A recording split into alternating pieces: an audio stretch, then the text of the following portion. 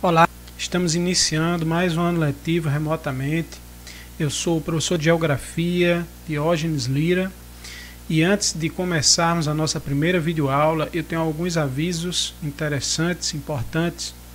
O primeiro aviso é onde assistir essas videoaulas.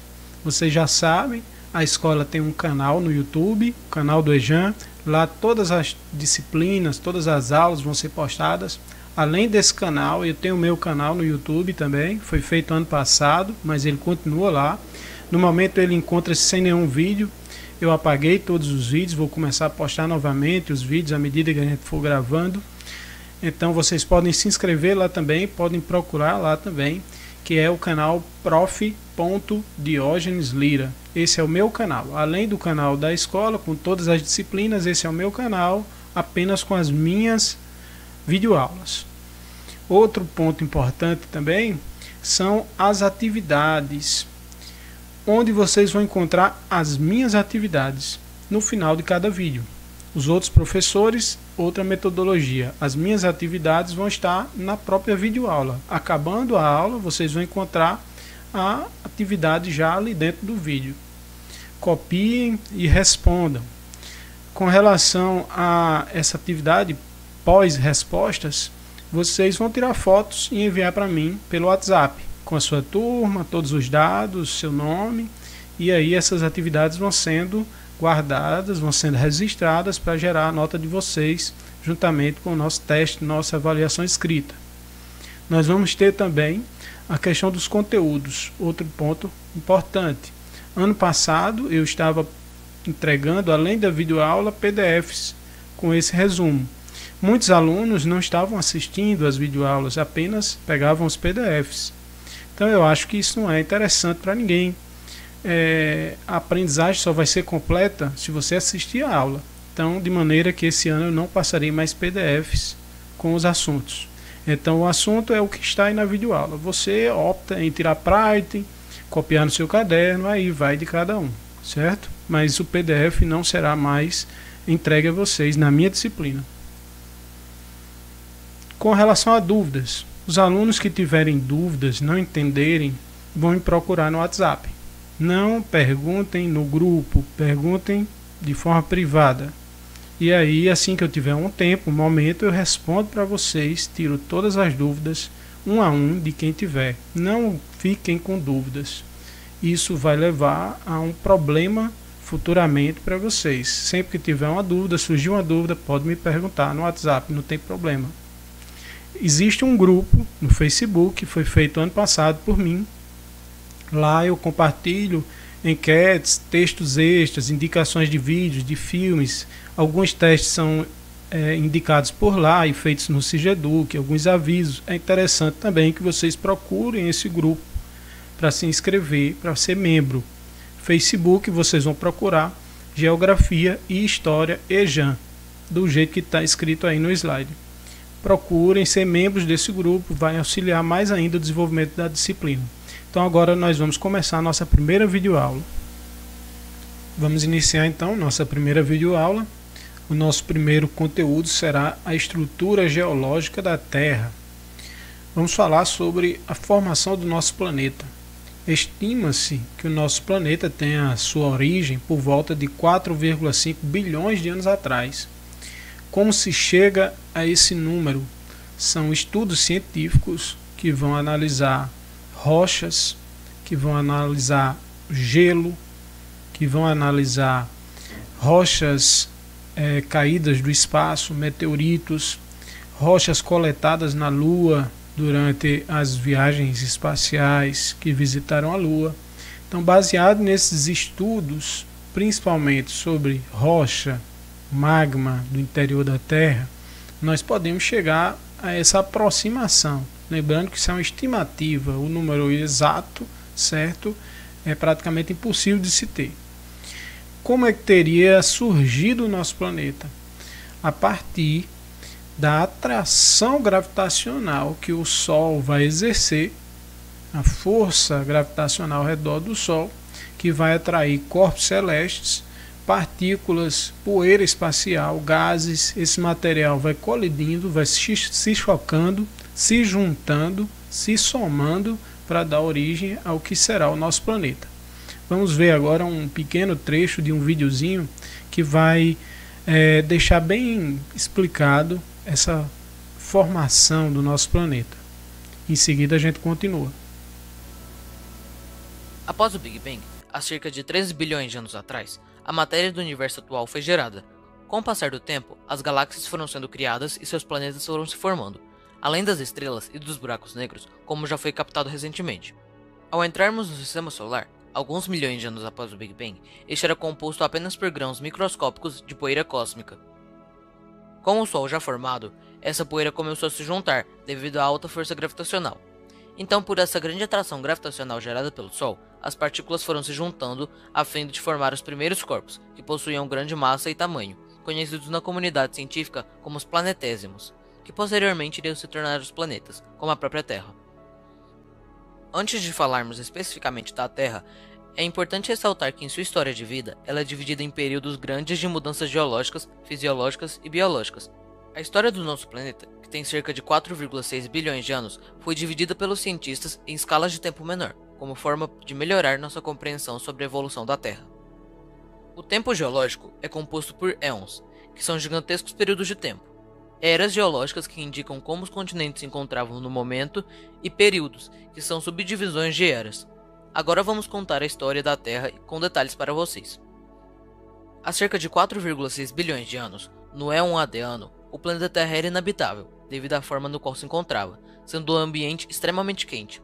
Os cientistas afirmam que o planeta era uma enorme massa pastosa, incandescente, que superava os 10.000 graus Celsius.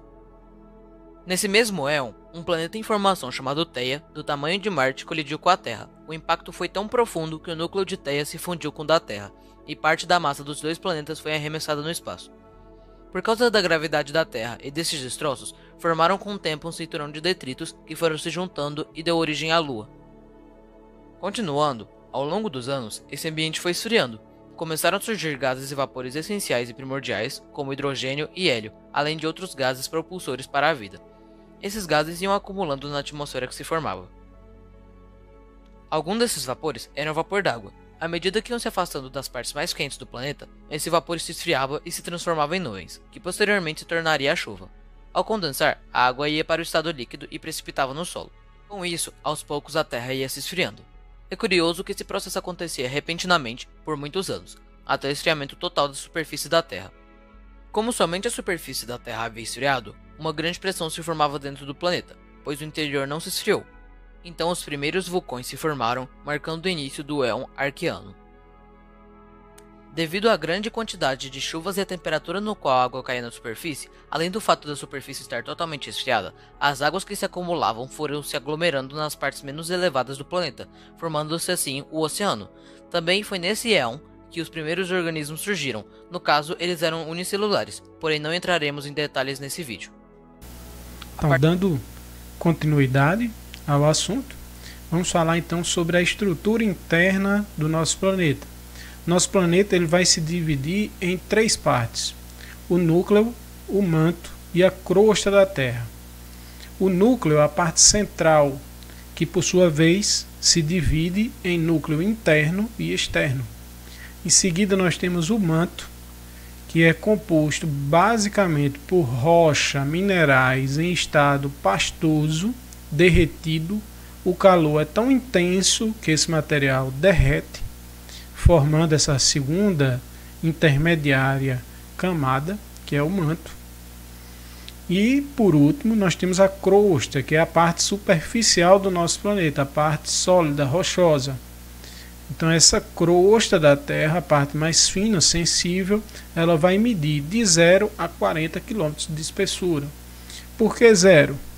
Em alguns pontos essa crosta acaba se partindo, e nesse ponto você tem ali diretamente em contato com a atmosfera o próprio magma do manto. Nessas áreas você tem 0 de espessura, e 40 km são as áreas mais elevadas, as montanhas, as partes onde a crosta fica mais espessa. Então nós podemos fazer a comparação simples entre essa estrutura do nosso planeta e um ovo. Imagine um ovo cozido. Então você pega esse ovo e parta ele no meio, sem quebrar a casca. A parte amarela central seria o núcleo. A parte branca seria o manto. E a casca fina e sensível do ovo é a crosta.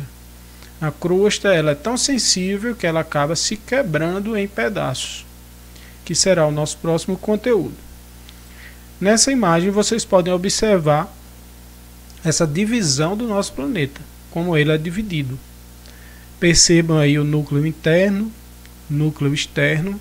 É a partir do núcleo que você tem a dispersão do calor. O núcleo que emite o calor para aquecer e derreter o manto. E o manto, que é essa segunda camada, é rocha derretida. E por fim nós temos a crosta, a parte mais fina e sensível, que é a parte sólida. É acima da crosta que nós encontramos os continentes, os oceanos, os países, tudo que nós vivemos e conhecemos no nosso planeta. Então nós temos o que é conhecido como a deriva continental. O que seria essa deriva continental? É quando a crosta se quebra em pedaços e acaba se movimentando. O movimento desses pedaços, que é também conhecido como tectônica de placas, faz com que os continentes se movimentem. Então, no passado, há milhões e milhões de anos atrás, os continentes eram um só, chamado de Pangeia, cerca de 250 milhões de anos no passado. Essas placas, esses pedaços da crosta vão se movimentando, esses continentes vão se afastando, o que era um só acabou se partindo em dois, em três, até chegar hoje no formato que nós conhecemos. Vejamos mais um vídeo que vai explicar melhor ainda esse assunto. Em seguida continuamos. Terra, formação natural. Teoria da deriva continental. Em 1912, o físico e meteorologista alemão Alfred Wegener lançou uma teoria para explicar a formação atual dos continentes, a teoria da deriva continental. Até uns 200 milhões de anos, no período permiano da Era Paleozoica, todos os continentes formavam um único bloco de terras emersas, chamado Pangeia, e um único oceano chamado Pantalassa. No período Triássico da Era Mesozoica, esse único continente começou a fragmentar-se em placas que foram se separando muito lentamente. No período Jurássico da Era Mesozoica, a movimentação das placas que formavam o Gondwana provocou um afastamento, configurando o que hoje chamamos de América do Sul, África, Antártica, Austrália e Índia. Ainda na Era Mesozoica, no período Cretáceo, começou a formação do Oceano Atlântico. A teoria da deriva continental e a teoria da tectônica de placas são indissociáveis, pois somente ocorre a movimentação das placas porque a crosta é fragmentada. A crosta terrestre está fragmentada em placas rígidas, chamadas placas tectônicas. Cada placa tem uma porção de terras imersas, continentes, e uma porção de oceano que flutua sobre o manto. Devido às correntes de convecção, cada uma se movimenta lentamente. Os movimentos das placas tectônicas continuam ocorrendo atualmente. Muito bem, espero que todos tenham compreendido essa questão da tectônica de placas e o movimento das placas. Continuando então, nós hoje atualmente possuímos 12 placas tectônicas. Por que eu digo atualmente? Porque essas placas estão se mexendo. Daqui a 20, 40, 100 milhões de anos, com certeza elas terão se quebrado em mais placas. Então as 12 que existem hoje são placa eurasiática, indo-australiana, placa das Filipinas, placa do Pacífico, norte-americana, sul-americana, é nessa que o Brasil se encontra. O Brasil está situado no centro dessa placa sul-americana. Nós temos ainda a placa africana, antártica, caribenha, arábica, dos cocos e a placa de Nazca. Essas são as 12 placas que existem hoje. Observe essa figura. Aqui nós temos as 12 placas divididas nesse mapa mundi. Percebam que existem setas amarelas. Essas setas indicam a direção que a placa está se movimentando. Vocês vão notar que algumas placas estão se afastando, outras estão colidindo, estão se chocando. Isso aí são os tipos de movimentos. Nós vamos falar disso logo mais. Percebam também pontos vermelhos na figura. Esses pontos vermelhos são áreas onde existe forte atividade vulcânica, ou seja, erupção vulcânica, são os vulcões. Outra questão muito comum nessas regiões, principalmente nos limites, onde as placas estão ali colidindo, estão se chocando, são os abalos sísmicos, os terremotos, assunto que vamos falar com mais detalhes daqui a pouco.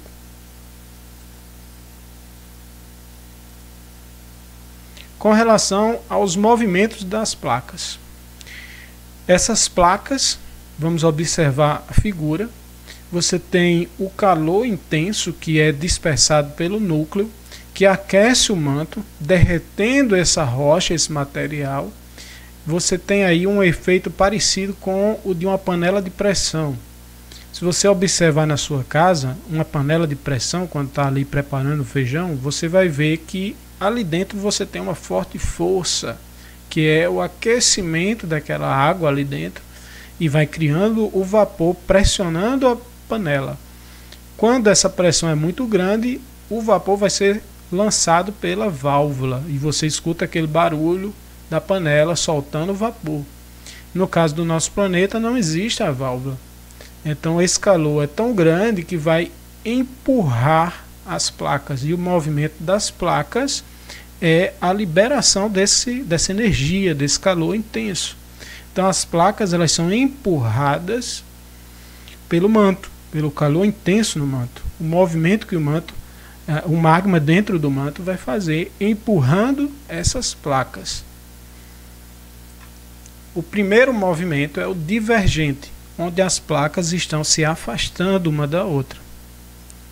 Uma vai para um sentido e a outra no sentido oposto. O segundo movimento é o convergente, onde as placas vão se chocar. Nesse caso, duas coisas podem acontecer. Se uma placa é mais densa, mais pesada e a outra mais leve, a mais densa vai descer em direção ao manto, sendo consumida, derretida. E a mais leve vai subir, dando origem a cadeias de montanhas. Nós temos também a situação onde as duas placas podem ter a mesma densidade, o mesmo peso, e aí as duas vão subir. Ao colidir, as duas subirão, dando origem às maiores cadeias de montanha do planeta, como por exemplo a Cordilheira dos Andes e o Himalaia. E nós temos o movimento conservativo. Nesse caso, as placas vão passar lateralmente, uma ao lado da outra, sem que se afastem ou colidam. Apenas estão passando lateralmente, mas esse mínimo movimento já vai gerar grandes efeitos, como terremotos e erupções vulcânicas. Aí nesse slide vocês podem observar uma fotografia. Essa fotografia é de um lugar que realmente existe. Essa é a falha de San Andreas, que fica na Califórnia, nos Estados Unidos. E aí, visivelmente, você pode notar esse tipo de falhamento, onde as duas placas gigantescas estão passando lateralmente uma ao lado da outra. Falando agora sobre os terremotos e os vulcanismos. Primeiramente vamos falar sobre os terremotos. O que seria um terremoto? Um terremoto são abalos sísmicos que vão ocorrer do interior das placas, a partir da liberação de energia no interior das placas tectônicas, principalmente nas áreas de limites entre essas placas. E essa energia vai se dispersar na forma do terremoto. Então você tem a placa tectônica ou no momento que ela se choca, ou no momento que ela se quebra, ela se falha. O movimento, a força é tão grande que faz com que aquele imenso bloco de rocha acabe se quebrando, se partindo. Nesse momento você tem a liberação da energia.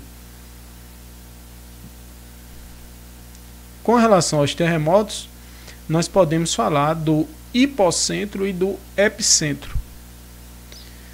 O hipocentro é o ponto onde inicia a ruptura, é onde tem a liberação da energia. Imagine que a placa ela se quebra e o ponto onde ela se quebrou, onde houve aquela explosão, aquela liberação da energia, da quebra da placa ou do choque, quando elas se chocam, ali é chamado de hipocentro, é o ponto onde a energia é liberada.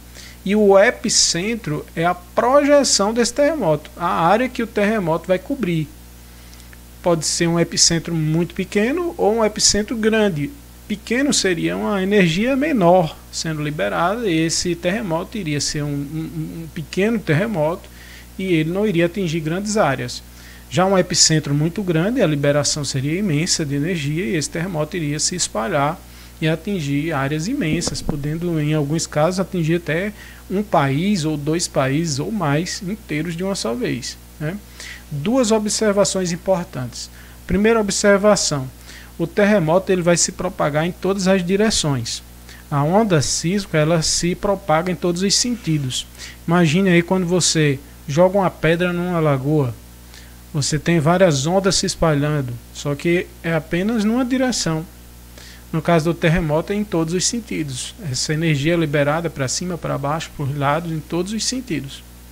Outra observação é que quando esses terremotos ocorrem no fundo do mar, nós temos as tsunamis.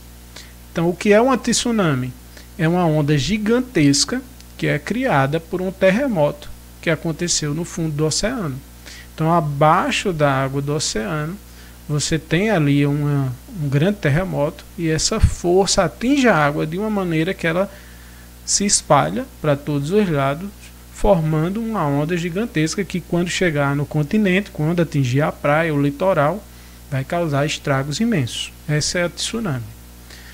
Aqui nós temos uma imagem que exemplifica muito bem o que eu acabei de falar. Você tem o epicentro e o hipocentro. Perceba que o hipocentro está no interior da placa.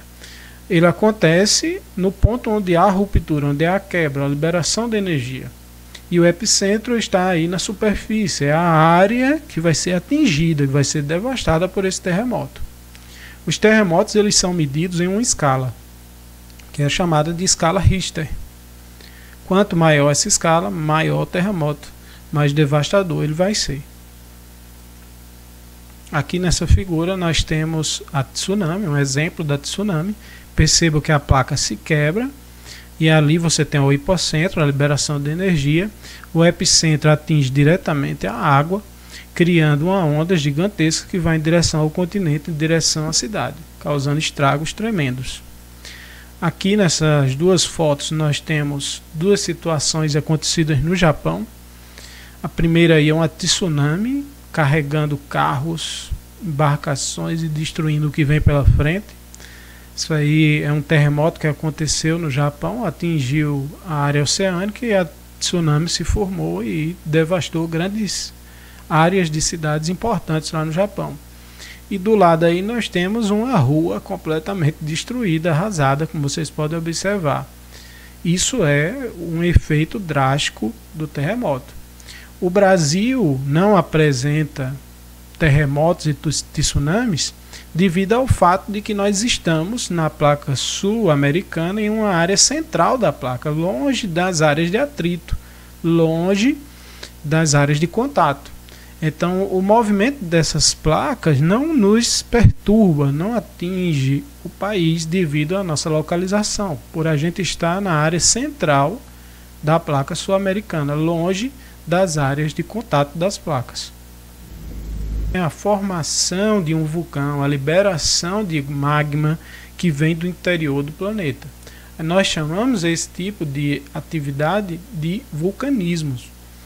Isso pode acontecer de uma forma contínua ou irregular. Como assim?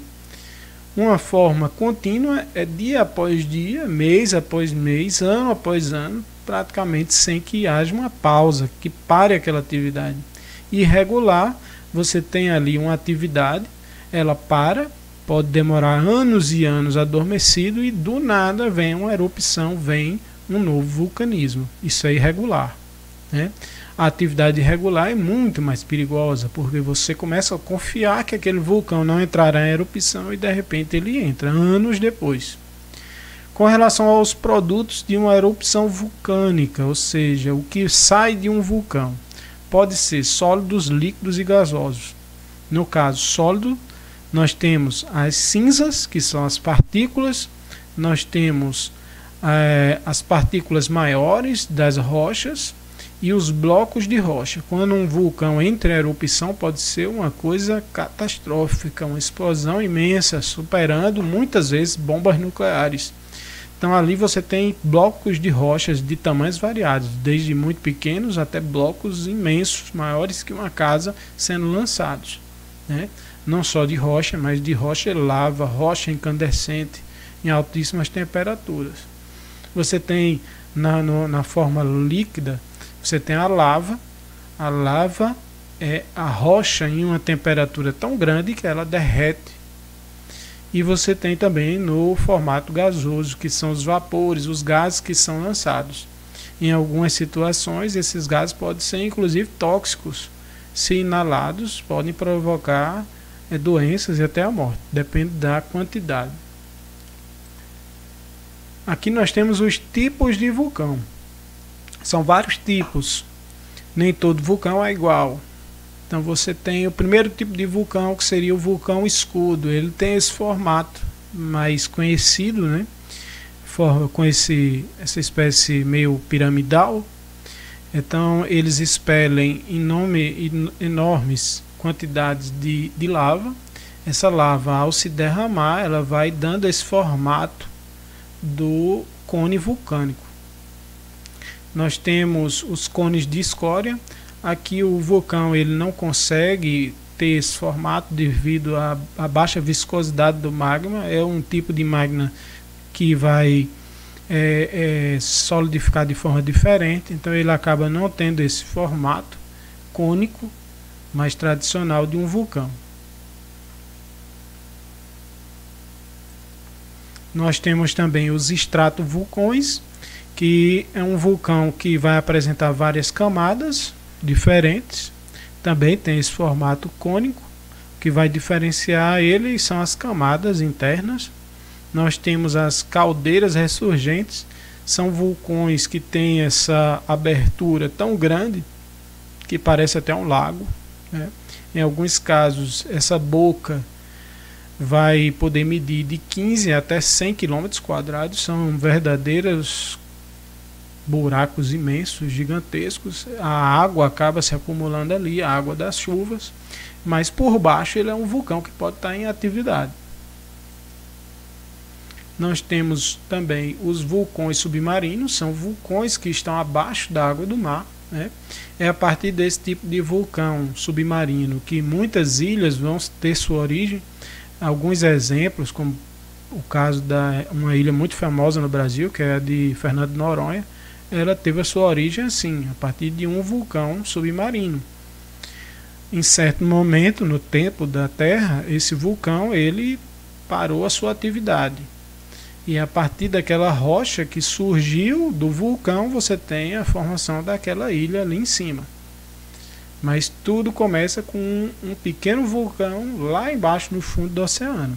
Então, igual a essa ilha de Fernando de Noronha, existem várias outras no planeta e vários vulcões ainda pequenos abaixo do mar. Um vulcão ele é constituído pelo quê? Nós vamos ter o magma e a lava inicialmente. É diferente. Magma é uma coisa e lava é outra. O magma é a rocha derretida pela alta temperatura, né, lá no manto, no interior da Terra, rica em gases, e encontra-se dentro do vulcão, não chegou até a superfície. A lava é quando esse magma atinge a superfície. Nesse momento ele expele vários gases, Ele vai soltar gases e vai deixar de ser um magma e passa a ser chamado de lava. Na verdade, a diferença entre os dois são esses gases. Quando o magma chega na superfície, libera os gases e, perdendo esses gases, ela passa a se chamar lava. Nós temos também a câmara magmática, que é o local onde o magma permanece armazenado. Aí, observando essa figura, vocês podem ver lá no final do vulcão, a câmara magmática é como se fosse uma panela de pressão guardando esse magma. Ali ele vai subindo a sua temperatura, vai aumentando a pressão até o momento que o vulcão explode e entra em erupção. Nós temos a chaminé, que é o caminho que esse magma vai levar entre a câmara magmática e a cratera do vulcão, né? Nós temos em seguida a própria cratera, que é, vamos dizer assim, a boca do vulcão, é por onde vai ser lançado esse magma, seja de forma mais violenta na explosão ou de forma mais pacífica, apenas com a lava sendo derramada. Nós temos também o cone vulcânico, que é o corpo do vulcão, esse formato do vulcão no formato cônico, né, triangular, piramidal. Existem também chaminés secundárias, né, que são, vamos dizer assim, pequenas chaminés em outros pontos do corpo do vulcão. Ali você vai ter a liberação de gases e de magma também. Então aqui nós encerramos essa nossa primeira aula. Agora nós vamos para a nossa primeira atividade. Então vamos para a nossa primeira atividade. Vocês devem buscar copiar no caderno de vocês da maneira que está aí. Coloquem a escola, a disciplina, professor. Não esqueça de colocar a sua turma, senão vai ficar difícil para eu registrar. E o nome de vocês. Não esqueçam de fazer essa abertura aqui, esse cabeçalho. Então essa é a primeira atividade. Questão número 1. Realizar uma pesquisa sobre a formação do nosso planeta e escreva um texto com pelo menos 15 linhas descrevendo sua formação, a evolução até o surgimento da vida aqui no nosso planeta. Então, como é que vocês vão pesquisar isso? Aí fica a critério de vocês. Pode ser no livro didático, pode ser no YouTube, pode ser pesquisas diretamente no Google. Vão atrás desse assunto e escrevam essa redaçãozinha aí, mostrando o ponto de vista de vocês, o que vocês compreenderam. Questão 2. Com base na videoaula e no seu livro didático, descreva a deriva continental e seus efeitos para a evolução do nosso planeta.